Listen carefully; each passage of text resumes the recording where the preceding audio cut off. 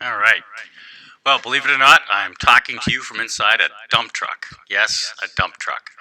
And the reason I'm here in this dump truck is to talk a little bit about containment.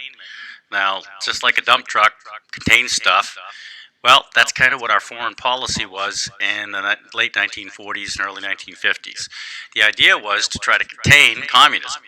And so there were lots of different ways to try to contain communism, but with the ever increasing threat of the Soviets getting their nuclear bomb, um, President Truman really was looking for any way he could to stop the spread of communism. He was going to contain it.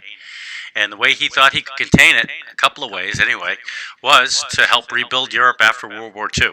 And so after rebuilding Europe in World War II, it was thought that that would stop the spread of communism.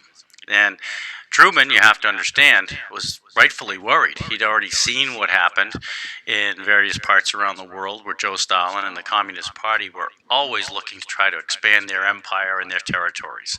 And so Truman thought that the best way to handle that was to start the Marshall Plan. And he worked with George Marshall to try to stop the Soviet spread across Eastern Europe. And the Marshall Plan was really, really simple. We spent $100 million in 1947 money to help rebuild the economies of Western Europe. And it was thought that by spending that kind of money, now we wouldn't have to worry about communism taking root in Western Europe and thereby saving the rest of Europe. You got to remember, Eastern Europe had already been taken over, and Joe wasn't going anywhere. The Soviet army was absolutely not leaving Eastern Europe, and Truman was very worried about this encroachment. And so he was going to contain the Soviet Union.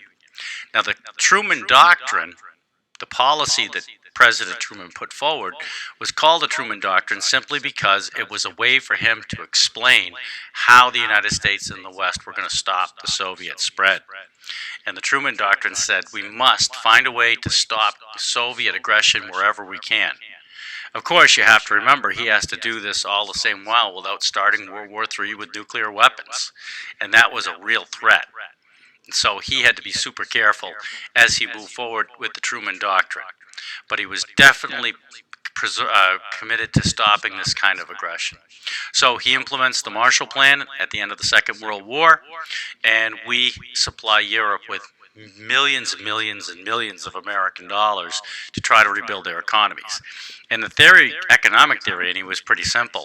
A country that's actually doing well and recovers from a war with wealth for most of its citizens is less likely to be convinced to join the Soviet Union and their promise of equality and fairness for everybody, which was becoming obviously not so true.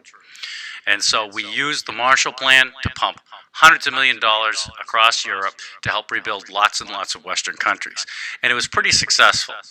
It was very successful in that no real Western country in Europe went and joined the Soviet Union when they got the aid from the United States.